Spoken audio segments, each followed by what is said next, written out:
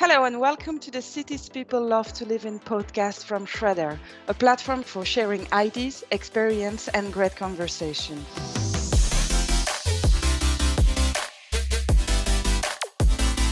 I'm France Latouers and today I'm delighted to be joined by James Lockyer and Gary Bennett to discuss the role lighting and connected systems can play in building cities that deliver a better future. Before we get started, let me introduce James and Gary. James is Director, IoT and Mixed Reality EMEA Microsoft. James has worked in the software industry for over 20 years and has spent the last 15 years at Microsoft. Currently responsible for leading industry-focused IoT sales and marketing efforts in the EMEA region with a passion for smart cities, places and energy verticals. Gary is Managing Director of Urbis Schréder, our UK subsidiary, responsible for developing and executing the evolution of external LED lighting to a citywide connected digital lighting platform, creating a new digital design and services-based approach. So gentlemen, it's been a turbulent year to say the least, and yet the rest is on for cities, urban planners and policymakers to gather for the ever increasing population who will live in the world cities by 2030, balancing both the demand for greater economic benefits and sustainability. What role do you see lighting technology playing in shaping a city's response to these challenges? So from a Schréder perspective, one of the key things for lighting is that lighting is already an asset to most cities. It's something that we all enjoy, it's something that can provide experience, and it's also something that can provide safety.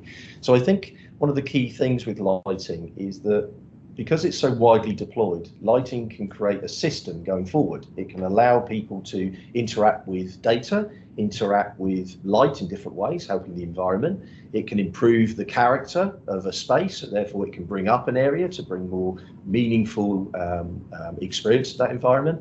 But also it can improve the community. One of the things that we've seen through the challenges of not only population growth, but also the recent pandemic, is the availability of a wider network, the ability to have Wi-Fi to different households. And a number of cities have widely deployed Wi-Fi rather than actually relying on people's individual Wi-Fi. And again, lighting can play a huge part in terms of that. The environment is a big piece, of course. I think if you look at it in terms of the impact of the environment, how LED technology and the technology that we interact with can really improve not just the impact of the city's expenditure and budgeting, but also make sure that we can see the night sky, ensure that animals and flora and fauna are balanced within the environment using lighting as well. And then I think the most important thing is the future. In a lot of cases, lighting is there for a long time. And as a platform, I think that lighting can create something that has a unique character, that is able to create a solution that actually can provide solutions to challenges. And one of those key things, I think, is the data that can actually be taken from lights. There's many things that can be integrated with lighting and many solutions. And I think from a Microsoft perspective, and I think from a data perspective, that's something that you really can add value to a city. From the conversations that we've been having with our kind of customers in this area, the constant or consistent bit of feedback we get is that streetlights are really uniquely positioned in the transformation of the urban environment. So combined with LED conversion, smart lighting has been recognised as one of the most actionable and ready to implement technologies for cities to help them transition to a low carbon economy. We've also seen smart streetlights have widely demonstrated return on investment for reduced energy consumption and maintenance spending, and very similar to some of the feedback you just shared, actually, Gary, that streetlights once networked are also increasingly being used as a platform for other smart city applications, including aspects like public safety, air quality, environmental monitoring, connectivity, EV charging, the list goes on. So yeah, I think a huge role in terms of shaping a city's response. I agree, James. I think one of the key things I think in terms of that response also is making it citizen-centric. And I think as more and more of us are interacting digitally, are interacting in different ways, we expect information quickly. And I think just as light is there all the time for us when we need light, the opportunity there for data and improving our quality of life is important as well. And I think, like you say, that if you consider public safety, a resilient city is a city that probably is going to survive, a city that is going to grow. A smart city is one that needs to be self-aware. And by being self-aware, that city is able to make decisions. And of course, through data and through experience, and more importantly, through design as well. It's easy to think just by putting a street light in that actually you're going to have meaningful insights, but actually connected lighting design is something that we've been working hard to work with our partners, to work with our customers, and also local citizens as well, to understand that how lighting can impact people in spaces, not just in a complete city. And I think then it resolves issues that provide quality responses rather than actually just ticks boxes in terms of a strategy. And one of our approaches has been clear that we're interoperable, that we're open. And by being open and interoperable, it allows really the journey for our customer and also for that city to not stop. It becomes somewhat of a perpetual state. So therefore, as the dynamics of the city change, the spaces change, we're able to enhance that technology in an open and interoperable way, and also bring new technologies in. Technologies are ever increasing. We have a bit of a throwaway approach in terms of technology, because as soon as something seems to be old, which can be 12 months, we replace it with something new. But really, we believe in more of an approach in the lighting that actually, how can we make it more circular? How can we come back and actually upgrade those sensors, add sensors that provide more meaningful insights, but around the spaces that need those more meaningful insights. So it doesn't have to be one fit for the whole city. It's a network that allows different capability to be able to provide that journey to the end goals of the year, to the decade, or for the long-term plan. And as 2030 and 2050, as we have those environmental targets, it's critical that the platform and the data is also supporting those directions as well.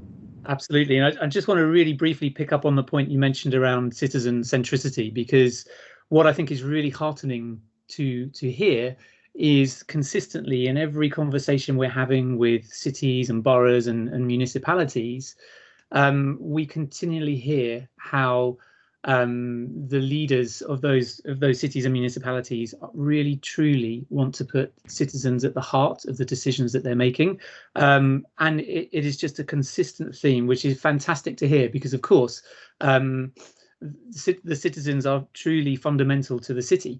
So making sure that any changes, improvements that you make, really focusing on their quality of life and enhancing livability are just fantastic themes to hear, as we all live in municipalities, cities, etc.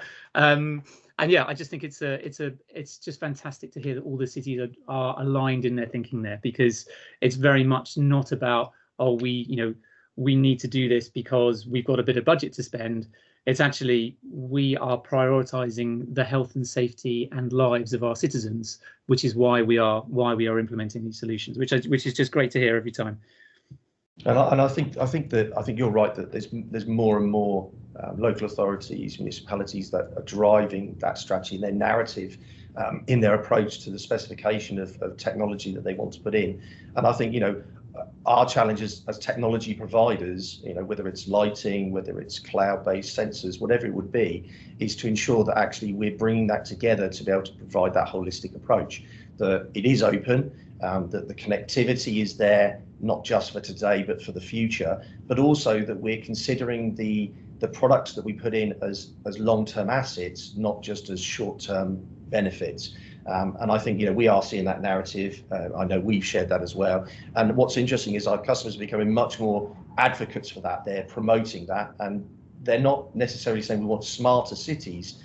They want cities that have smarter things, that allow to create that opportunity for AI, for digital twins, for the concept to bring that city and the citizen together, that it feels as one. It's like in Paris, isn't it, with the 15-minute strategy, that everything should be 15 minutes from the citizen. And I think that's something that lighting, I think technology, I think artificial intelligence, the data interpretation, which I think is a key point. is really fundamental to that, because all of us have lots of data, and of course the big thing of data is of course security, and I imagine that's a big focus for you as well, James, making sure that security is a fundamental forefront for everything that you guys provide, right? Yeah, absolutely, and I think the the fast-paced kind of and fast-shifting technology landscape is phenomenal when you think about the capabilities that are being launched, and continuing to be launched. So if we pick on a couple of topics that you mentioned there, such as edge compute and cloud compute. I mean, having the luxury even of deciding where you want to really process that data, and thinking about how you can have that processing power directly on the edge, or in this case within the lighting technology, to really do those real-time analyses of data that's being collected, versus how much data you then want to pass through to the back-end cloud platform to do some of that processing and analysis. There is that fantastic discussion really to be had on just how real-time do you need your analytics and insights from the data that you're collecting. And I think on the security side as well, security is absolutely a hot topic. We have a number of kind of, I guess, highly secure scenarios and services such as Azure Sphere, which secures the technical or the IoT aspects of an IoT deployment right down to that microcontroller unit layer. So really secure from the ground up. And interestingly, based on original Xbox technology, when we really wanted to look at making the strongest, safest, most secure device, leveraging properties of there's a really interesting white paper for those that want to have a look, which is called the 7 properties of highly secure devices, and it was based on work originally designed for the Xbox to really make that as secure and locked down as possible. But that's evolved over time now to really protect and make those IoT and smart city solutions as secure as possible. Well, it is great to hear about all the safe technology and the citizen-centric approach, but how will the lighting and data create a magnet to that success?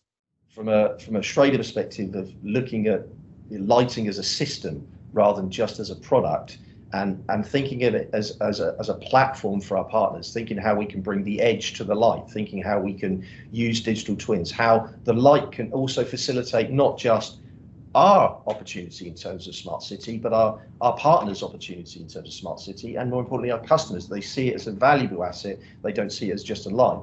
And I think that we see more and more with citizens. We have engagement strategies with not just the local authorities, but also with their citizens, working in harmony to understand some of the local concerns. So we regularly survey, we understand what goes on sometimes in the town centres. We'll actually go out and do our own surveying. As we bring that journey together, I think it's important that we don't lose sight that there isn't really an end goal. A smart city is an ongoing thing. It's not something that you install a smart city and a smart city is a smart city. There's interpretation of that data, there's updating the sensors. And I think the other thing which is really important, and I think it's critical as part of that initial design, is making sure that you bring the technology to the areas and able to adapt to those areas where they need that technology. So therefore you have that control, you have that adaptability, that dynamic approach, rather than just it's one fit for all, and therefore you have to have this on every single product. And I think that's critical to the authority, especially as budgets are challenged, as they consider their funding and how they distribute their funding. I think it's a good way to bring those divisions sort of together and to make sure that they're getting the best value for money overall. Yeah, I completely agree, and I love hearing you referencing surveys that you run. We interestingly had a study by ESI Thought Lab on hyperconnected cities, which shows that as solutions become more interlinked, their return on investment grows. And really, to unlock that full economic, social, environmental, and business value, cities really need to use digital technologies to help them transform and interconnect those key areas of the ecosystem, from the areas that we spoke about, like roads to cars, buildings and energy grids, and citizens to governments, and even cities to cities. So From a Microsoft perspective, our focus really is to help deliver those new technology innovations in IoT, in artificial intelligence, and digital twins, and using that as a way to leverage data to enable that connected solution integration that's really going to drive those breakthrough insights and experiences from areas that you touched on before, such as planning through to operations of urban environments and their infrastructure. So yeah, a big kind of focus for us. And I think I don't want to lose sight of the comment you made earlier around interoperability as well. I think from a Microsoft perspective, again, interoperability and kind of being agnostic as well is ultimately important for flexibility, ease of use, and integration. If we pick on a specific example, I know we've touched on digital twins briefly a couple of times, but if you think about that concept of digital twins, a digital model and representation of a real-world environment, which is brought to life with the real-time data coming from those sensors and other data sources, that's, as we know, has really entered the realm of smart cities, but delivers that promise to enable city administrators and urban planners to make those better decisions with the help of data and integration and visualization from across the urban space. No, I think it's absolutely great, because we've worked with some of our customers where they've looked at 5G and also they've looked at EV charging solutions.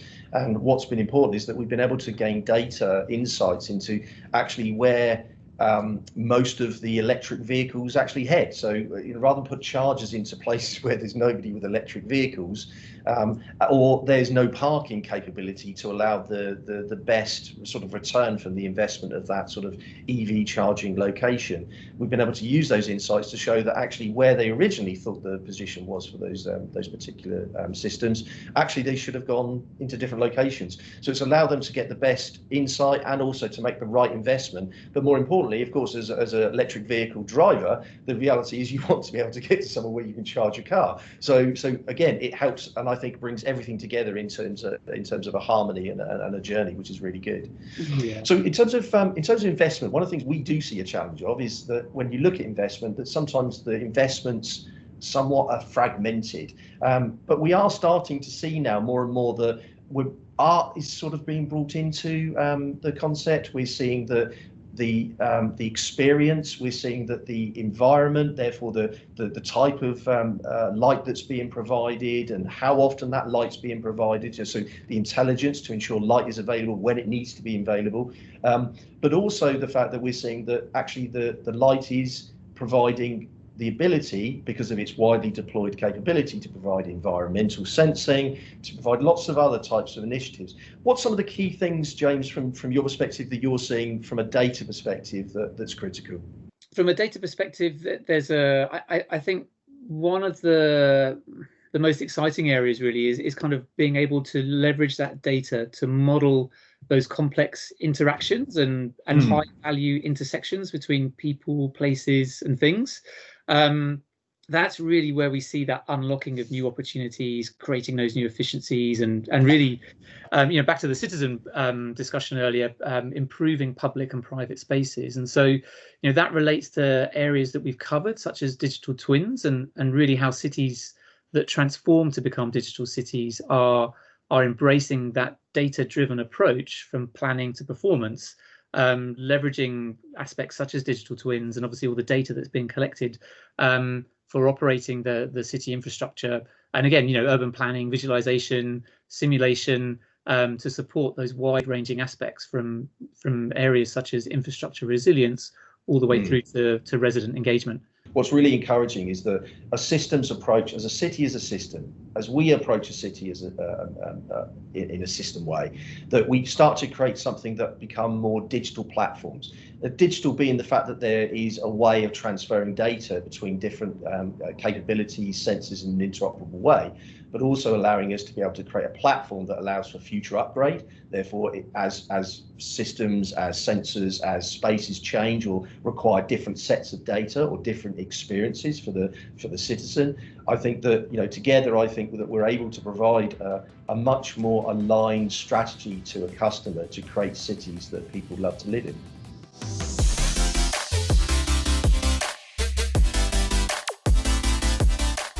Well, James and Gary, I've really enjoyed listening to you both today and hearing how streetlights are becoming a future-proof system for smart city platforms.